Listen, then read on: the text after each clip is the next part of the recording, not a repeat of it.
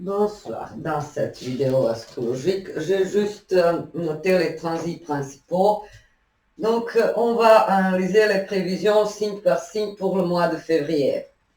Je faisais d'habitude les vidéos pour la nouvelle et la pleine lune, mais j'ai vu que j'ai l'inspiration très souvent et ce serait vraiment dommage de vous laisser sans prévision. Je ne sais pas si je vais faire pour chaque mois, mais bon, pour le mois de février, donc on va avoir un climat avec le soleil du Verseau jusqu'au 20 février. C'est le climat qui favorise généralement les amitiés, les nouveautés, les réformes, l'esprit de solidarité et remonte à la surface tout ce qui est moderne, tout ce qui est chic, tout ce qui est en avance sur son époque, disons. Que ce soit au niveau du travail ou à un autre niveau. Donc, c'est l'esprit quand même d'ouverture, de tolérance, de collaboration, d'échange, de communication et aussi d'altruisme, l'esprit cosmopolite, l'approche cérébralisée en ce qui concerne nos initiatives ou nos actes et nos démarches. Ensuite, le soleil passe en poisson et donc les 9 derniers jours seraient marqués par la tendance à rêver ou s'adonner à la procrastination ou s'évader par la pensée ou transcender la réalité, imaginer, créer. Et Mercure en Capricorne jusqu'au 5, ensuite du 5 au 24 en Poisson, du 5 au 24 en Verseau et le 24 en Poisson. Donc, ça veut dire que par rapport à nos transactions, déplacements, actes destinés à programmer quelque chose de réel, organiser mieux la réalité ambiante. Donc, les 5 premiers jours avec Mercure en Capricorne, ça peut être l'esprit pragmatique qui nous caractérise tous. Ensuite, du 5 au 24, Mercure en Verseau. Et ça va être donc la communication fraternelle et vraiment l'esprit de l'égalité, fraternité, liberté. Et du 24 jusqu'à la fin du mois, Mercure en Poisson, et avec le Soleil en Poisson, la tendance à rêver. Et pendant cette période, apparemment, on ne sera pas très pragmatique, mais plutôt rêveur et dans notre bulle. Vénus en Capricorne jusqu'au 16 et ensuite en Verseau. Donc les 16 premiers jours, les 15 premiers jours avec Vénus en Capricorne, ça peut donner l'approche réaliste face à l'amour et à nos finances. Et ensuite, à partir du 16, avec Vénus en Verseau, c'est quand même moins de pragmatisme. On sera moins coincé par rapport à nos acquis, nos biens, et plus enclin à les partager. Mars en Capricorne jusqu'au 13, ensuite en Verseau. Donc les actions également pragmatiques jusqu'au 13 et ensuite les actions visant un impact plus large et le soutien aux communautés plus larges et donc Mars en Verseau a toujours une connotation de combat en faveur de quelqu'un qui a vraiment besoin de notre aide, soutien et encouragement. Donc Jupiter en Taureau, direct, du 7 à 11 degrés, Saturne de 6 à 9 degrés Poisson, direct, Uranus 19 Taureau, direct, Neptune Poisson 25-26 degrés, direct, Pluton Verseau 0 degré, direct. Apparemment, c'est le climat qui favorise avec tant de planètes, tant de transits en Verseau, cet engagement social, politique, intellectuel, cette cohésion sociale, cette idée qu'on est quand même, qu'on fait partie tous d'une communauté et que tous les membres ont un rôle bien précis et bien défini et que tout le monde peut contribuer à pousser l'équipe entière en avant. Vous voyez de quoi je parle. Donc c'est d'habitude le climat, quand on a le soleil en Verseau, il peut y avoir aussi des événements révolutionnaires, mais il n'y a pas tant d'aspects conflictuels, je dirais. Disons, il n'y a pas de carré Mars-Saturne ou quelque chose. Mais il y aura la conjonction Mars-Pluton. Le 13, le 14, le 15 février. Ça peut donner quelque chose de vraiment intense, passionnel, au niveau de l'action ou au niveau des sentiments, pour nous tous, quel que soit l'endroit où ça tombe dans notre thème natal. Donc, pour les béliers, d'abord, le climat du mois favorise les ambitions au niveau de la carrière, mais ces ambitions peuvent avoir un effet restrictif sur les autres sphères, c'est-à-dire priver les béliers de quelque chose, notamment pendant la première partie du mois. Donc, se sentir un peu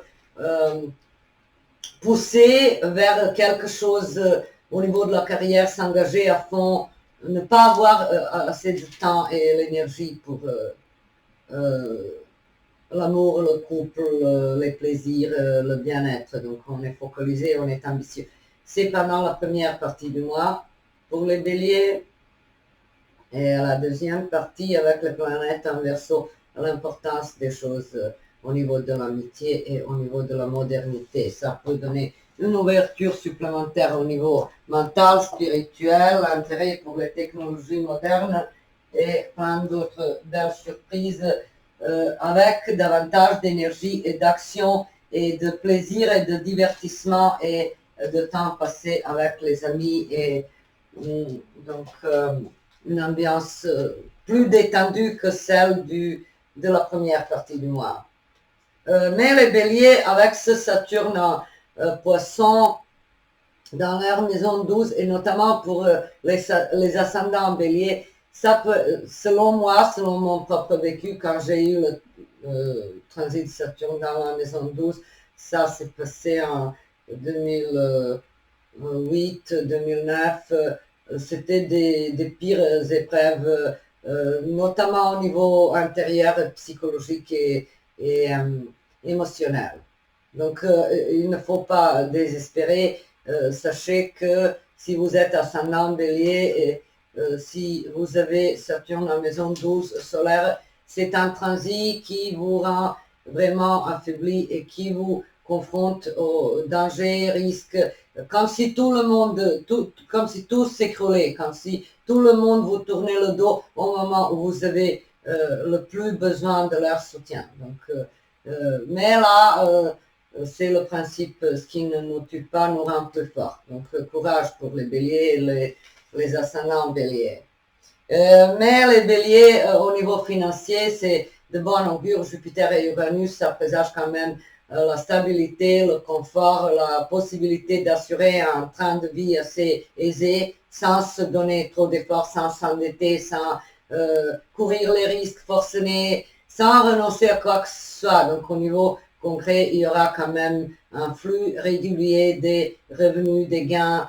Donc c'est là quand même une bonne position. C'est la stabilité, la sécurité, avec la possibilité d'agrandir ses acquis. Et donc, il y aura Mercure en Verseau pour les béliers du 5 au 24. Ça présage la possibilité de défouler le stress en plein air avec les amis, en participant dans les compétitions, le sport de groupe, ou même s'inscrire dans la salle de sport ou s'entraîner régulièrement, et donc le dynamisme au quotidien. Ça, c'est de bon augure pour les béliers. Donc, en dépit de ce transit conflictuel de Saturne en poisson, les béliers sont quand même plutôt chanceux au mois de février. Ensuite, pour ce qui est des taureaux, je dirais que le soleil en Verseau dans la maison de 10 solaire dans le secteur de la carrière, les taureaux pourraient être un peu impatients, un peu plus ambitieux et plus laborieux et plus ouverts à accepter les conseils, les coopérations et non rester sur leur sillage et suivre de manière obstinée quelques schémas déjà obsolètes. Donc pour les taureaux, il y aura un souffle de modernité qui se propage, qui envahit plus ou moins toute sphère de leur vie avec ce carré de planètes en Verseau à leur soleil. Donc ça peut être l'envie de changer d'ambiance au niveau de la carrière, changer de travail, changer de vocation, changer de mission, découvrir une nouvelle affinité qui vous fait vibrer et qui vous pousse à développer vos talents dans ce domaine précis. Et pour les taureaux, côté amour, la première partie avec Vénus et Mars en Capricorne, ça peut être très très prospère. Ça présage une harmonie et beaucoup de chance dans les échanges et la possibilité de connaître une nouvelle personne à l'étranger ou quelqu'un qui a des origines étrangères ou de connaître quelqu'un au sein de votre établissement universitaire ou un organisme spirituel ou lors d'un voyage exotique ou donc une personne qui a soit une culture différente, coutumes, religion, etc., mais qui est quand même assez compatible et qui correspond à votre idéal affectif. Et pour les taureaux, avec ce transit Jupiter-Uranus dans leur signe, ça présage la prospérité, l'abondance, la chance, l'épanouissement, l'expansion matérielle, spirituelle. Donc c'est de bon augure. Et ce Pluton en carré et pendant la deuxième partie du mois avec Vénus et Mars en Verseau, donc les taureaux devraient faire attention au niveau de la carrière à ne pas se heurter à quelques obstacles majeurs qui empêcheraient ensuite leur progrès et leur évolution. Mais je vois que avec ces planètes en Verseau et Pluton qui est là pour amplifier l'impact de ce transit de Mars et Vénus pendant la deuxième partie du mois, il peut s'agir de la nécessité de faire des changements irréversibles au niveau de la carrière.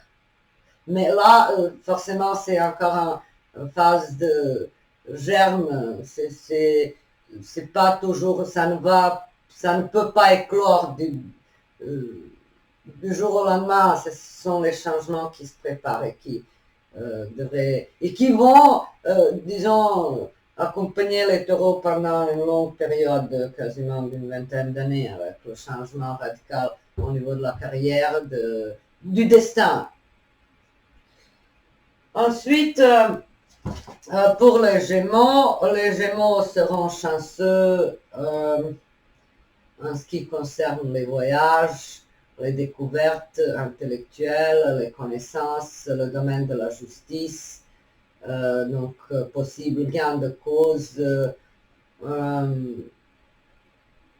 nouvelles idées en ce qui concerne l'éducation, l'élargissement de leurs horizons et des choses similaires.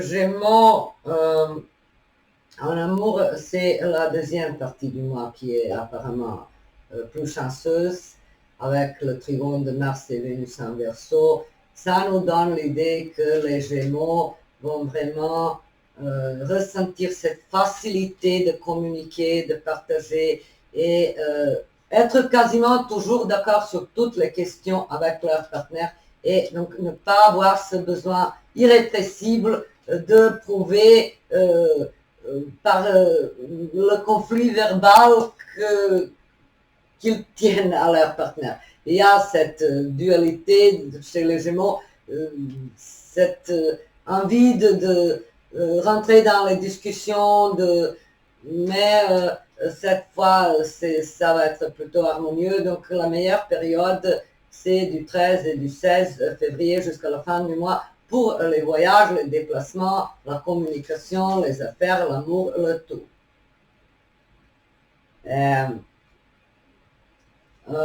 Les Gémeaux, on pourrait aussi, pendant la dernière dizaine de jours, avec le carré du soleil en poisson, il peut s'agir, j'ai remarqué que le soleil en poisson souvent ramène un climat où l'on se sent fatigué, ne sachant pas pourquoi. Et donc pendant la période du soleil en poisson, du 20 février jusqu'à la fin du mois, je conseille à tout le monde, et notamment aux signes mutables, de prendre davantage de vitamines, de minéraux pour éviter la carence et l'affaiblissement et le surménage. Pour les cancers seront, disons, activés au niveau relationnel et au niveau de la transformation personnelle profonde. Il y aura donc les transits des planètes en Capricorne, dans la maison 7. C'est la nécessité de réformer la sphère relationnelle. Dans le sens que s'il y a eu récemment un décalage, des divergences avec leur partenaire ou même des disputes, des conflits, une ambiance assez tendue ou la froideur émotionnelle. Alors en ce moment, il s'agit de sortir ça à la surface.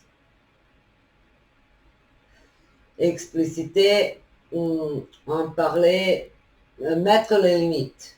Parce qu'il y aura des transits en Verseau, en maison 8, solaire pour le cancer et pour les ascendants cancer. Donc, il faut vraiment savoir dire stop.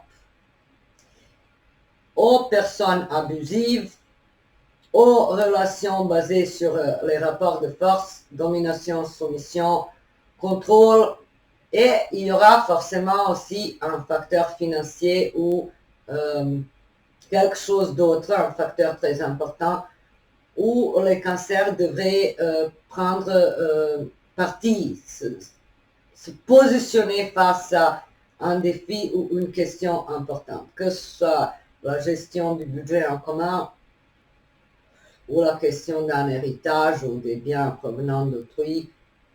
Donc ce secteur des finances d'autrui pourrait être important et intéressant pour les cancers au mois de février.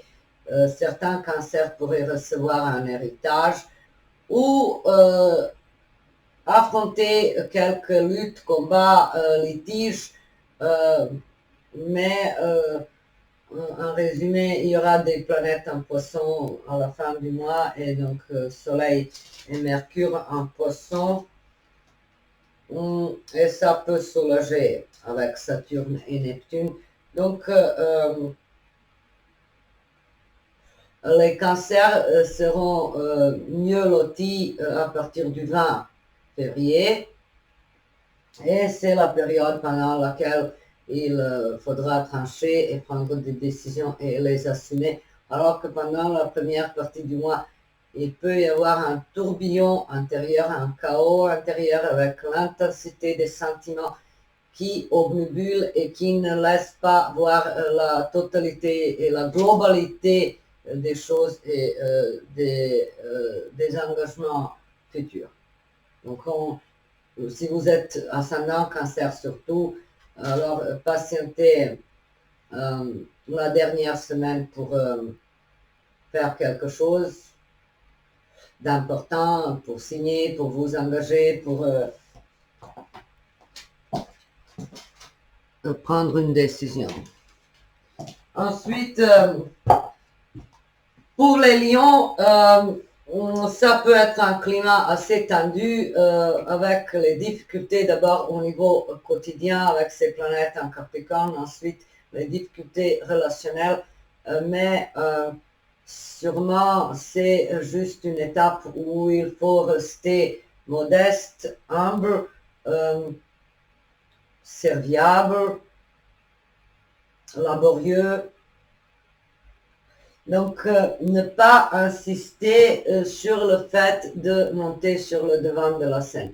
Si vous êtes ascendant Lion, alors il faut faire preuve de persévérance au niveau du travail, se contenter d'un rôle plutôt subalterne, accepter davantage de responsabilités sans être récompensé immédiatement et rester fiable. Rester fiable, rester loyal en dépit des circonstances extérieures qui vous poussent éventuellement à claquer la porte et vous en aller et chercher ailleurs. Donc, il est conseillé de passer par cette étape de servitude, entre guillemets, parce que vous pourriez acquérir des compétences et surtout travailler sur la patience. Vous voyez, donc une leçon importante à assumer. Mais les lions, avec ce carré Jupiter-Uranus en taureau, avec maintenant l'opposition de Pluton en Verseau, ça peut donner quand même une sensation de blocage imposé par les structures sociales et collectives. Donc les lions et les ascendants lions surtout pourraient se sentir étouffés par une sorte d'autorité, d'hiérarchie, de quelques contraintes majeures qu'on ne peut pas modifier, qu'on ne peut pas gérer tout simplement. Donc il vous reste à vous adapter.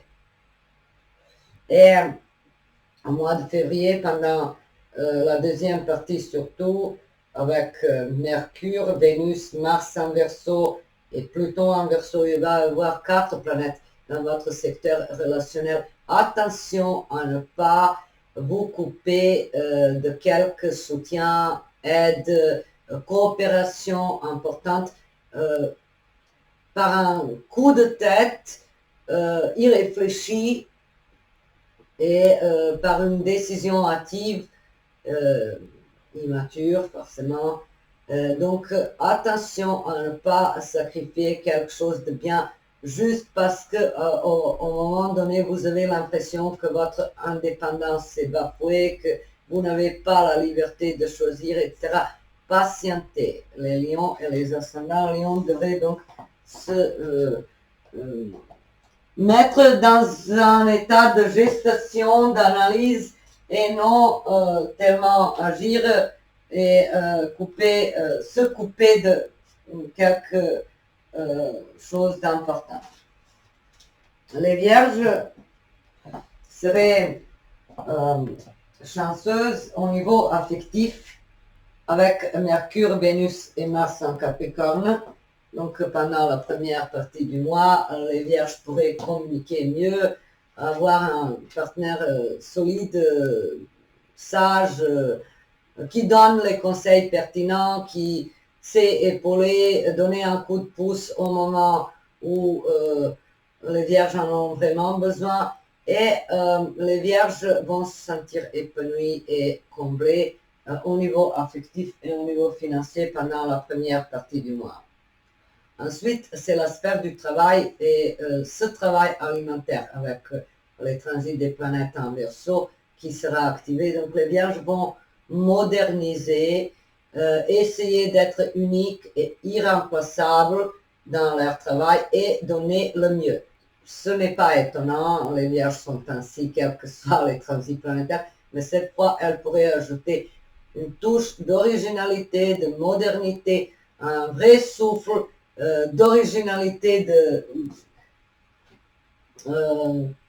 et enrichir ainsi leur travail quotidien, c'est-à-dire se mettre à aimer ce qu'elles font et non essayer à tout prix de faire ce qu'on aime, donc, mais plutôt aimer ce qu'on fait. Et les vierges ensuite avec le soleil en poisson, et donc pendant la dernière semaine, les planètes en poisson pourraient rendre les vierges un peu sceptiques et méfiantes au sujet de leurs amours, de leurs engagements, de leurs contrats même, parce que ce transit en maison 7, ça peut ébranler parfois la notion de nécessité, de solidité, donc ça met en épreuve les engagements, les contrats, les signatures, les choses officielles, ainsi que les rapports avec le partenaire officiel, évidemment. Mais pour les vierges, il y aura donc ce grand trigone Jupiter-Uranus en taureau avec Vénus-Mars en Capricorne pendant la première partie du mois et à leur soleil. Donc c'est un grand trigone qui est quand même le signe de la chance, de la prospérité, de l'abondance, de bien-être et du positif. Les balances seraient d'abord avec les planètes en Capricorne encore un peu malmenées au niveau du foyer, tradition, famille, affaires domestiques. Ça peut donner les travaux dans la maison, ça peut donner les investissements ou les préoccupations administratives en lien avec les transactions immobilières, les négociations, etc.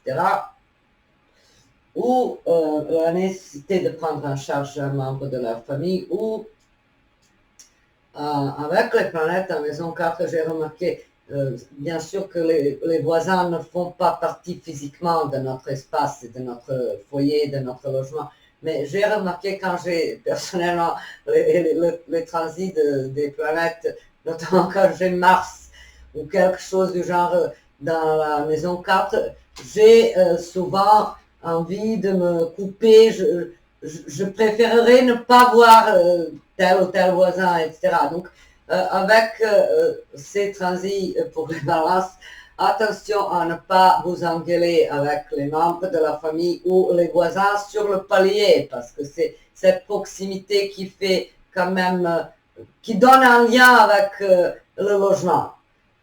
Donc, mieux vaut vous consacrer à autre chose, faire les travaux dans votre maison que chercher les disputes et approfondir les conflits éventuels avec la famille ou les proches.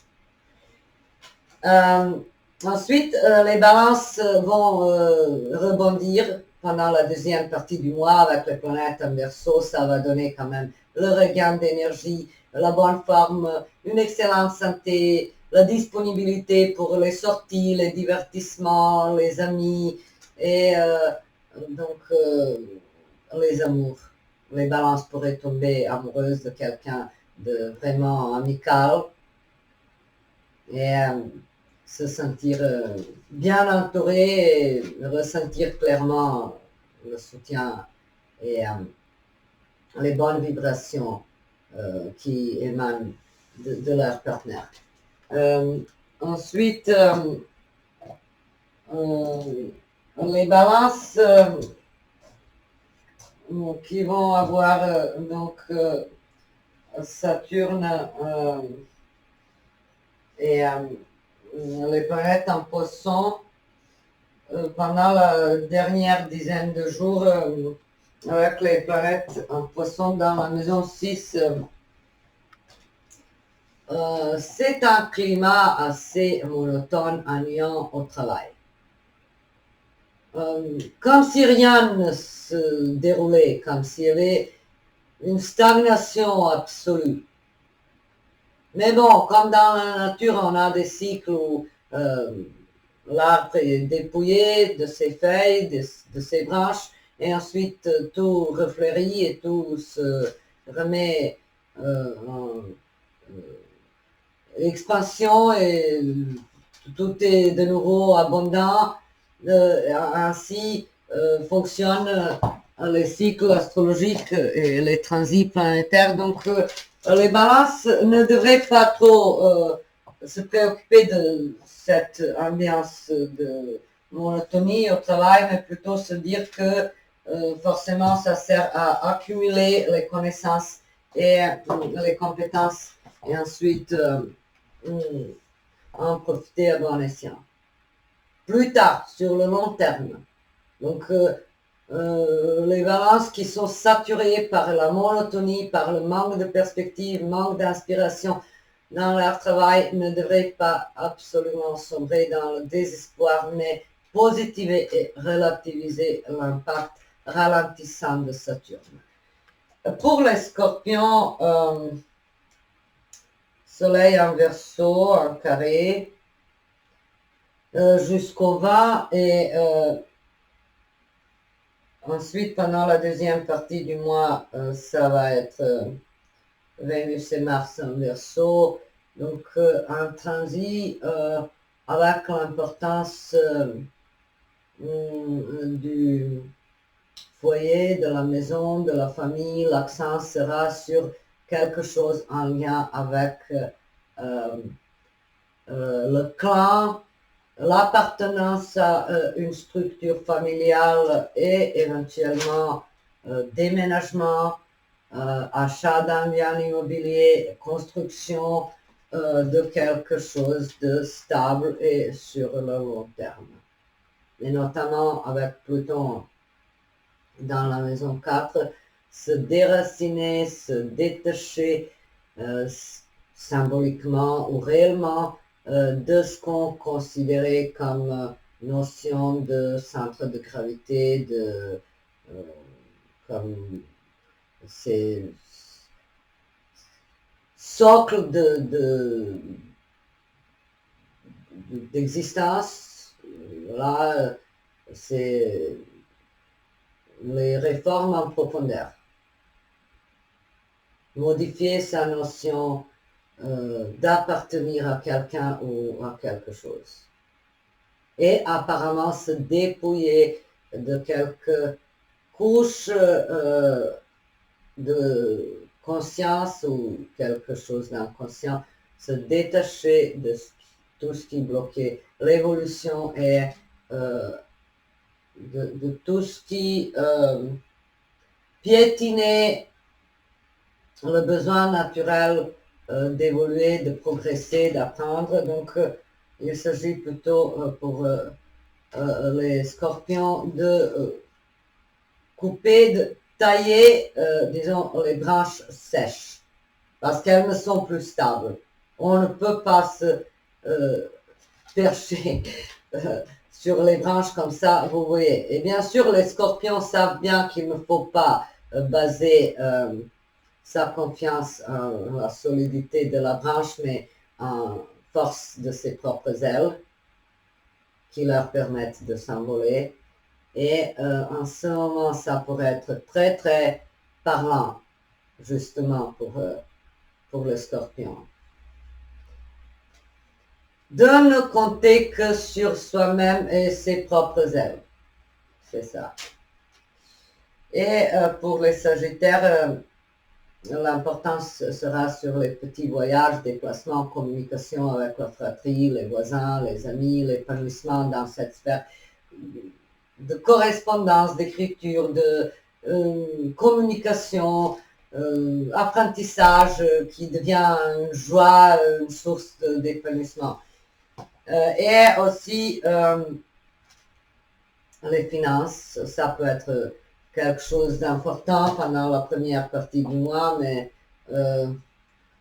avec les autres aspects plutôt bénéfiques, les sagittaires pourraient devenir plus économes et mettre un peu d'argent de côté, faire des économies, stabiliser quelque chose au niveau financier, régler leurs dépenses, mieux gérer leur budget et tout. Et, mais attention, ce Saturne en Poisson et pendant la dernière dizaine de jours, Soleil, Mercure, Saturne, Neptune en Poisson, ça peut donner, disons, pour les Sagittaires, quelque chose de lourd, quelque chose de contraignant et une sorte de flou.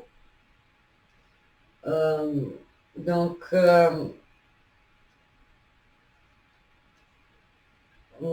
Apparemment, il s'agit pour les Sagittaires de ne pas trop idéaliser, je dirais, la sphère émotionnelle. De ne pas trop s'attacher à qui que ce soit. Oui, avec les planètes en poisson, il y a souvent comme une énergie souterraine, sous-jacente, de fusionner, de se coller à quelqu'un. Avec les carrés aussi, et les oppositions à nos planètes personnelles et les planètes en poisson. Donc, on veut se coller, on veut être sauveur, on veut sauver quelqu'un à tout prix, ou on attend d'être sauvé. Mais ça, c'est faux. On doit être le seul sauveur. On est apparemment nos propres sauveurs. Il ne faut pas attendre que quelqu'un d'autre nous sauve, quoi que ce soit. Et pour les Capricornes, il y aura les planètes dans leur signe, notamment pendant la première partie du mois, Vénus et Mars et Mercure. Ça donne quand même une idée de force, de charisme, de certitude, de confiance en soi-même, en sa bonne étoile. Et le pragmatisme, bien sûr, et la notion de quelque chose d'équilibré au niveau concret. Donc, les Capricornes pourraient être épanouis au niveau de la carrière, au niveau des échanges avec leurs proches, se sentir bien épaulés, bien entourés. Donc, être en phase avec leurs vraies aspirations, leurs vraies ambitions. Donc, pendant la première partie. Et la deuxième partie avec ces planètes en Verseau, c'est les finances provenant de ses propres efforts. Les finances qui seraient dans le focus. Et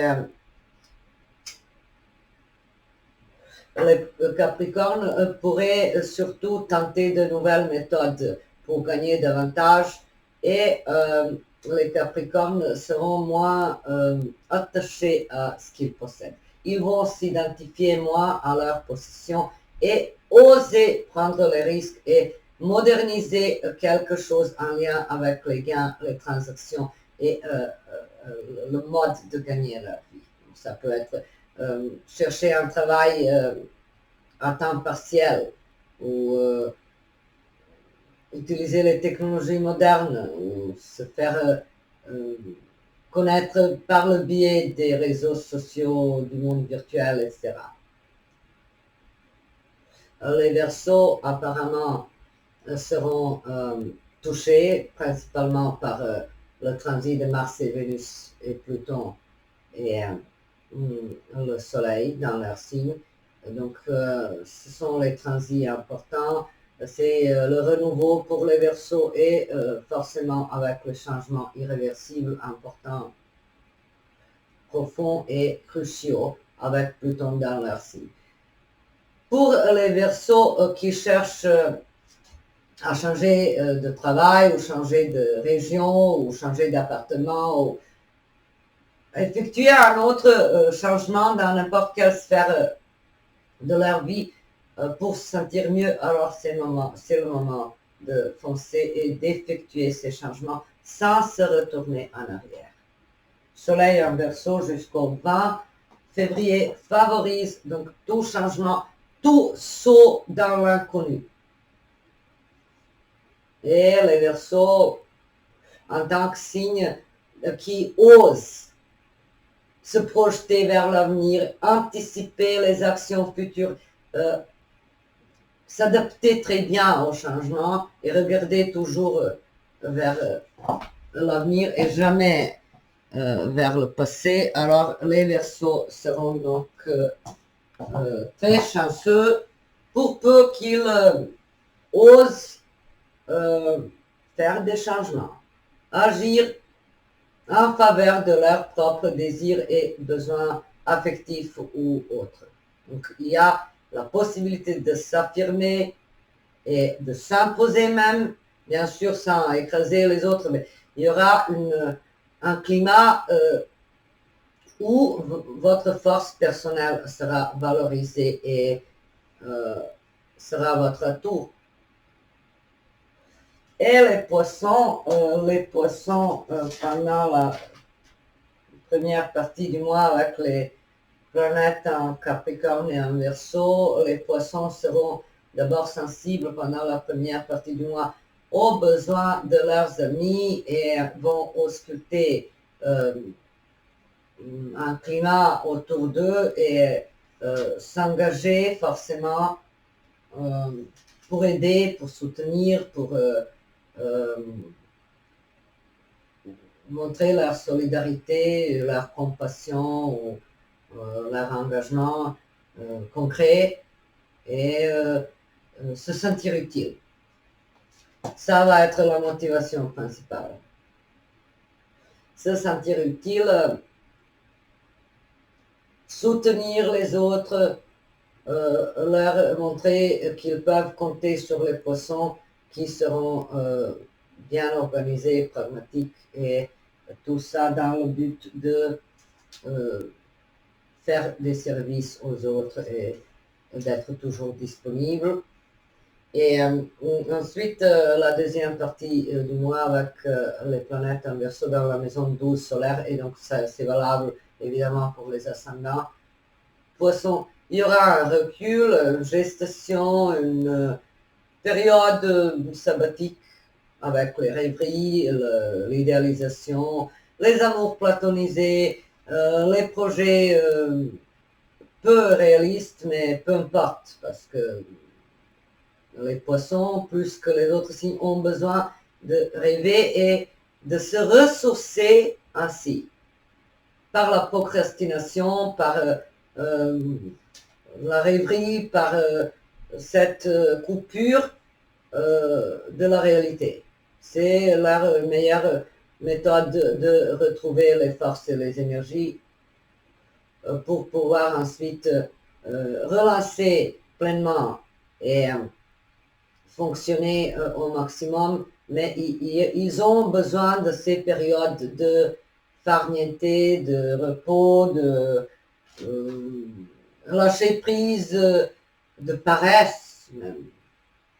La paresse chez les poissons, ce n'est jamais quelque chose de restrictif. Ça ne limite jamais leur potentiel. Ça ne les enfonce pas. Ça les relève. Vous voyez de quoi je parle. Donc, les poissons, pendant la deuxième partie du mois, pourraient se sentir un peu coupés de leur monde et du monde qui les entoure et se plonger dans leur propre monde et profiter de ces moments de repos pour mieux cerner leur étape prochaine d'engagement, d'action, de démarche et démarrer un nouveau cycle du renouveau à partir du 20 février avec l'entrée du soleil dans leur signe. Voilà, j'espère que ça vous a éclairé tant soit peu. Je vous souhaite un très beau mois de février et je vous dis à très bientôt.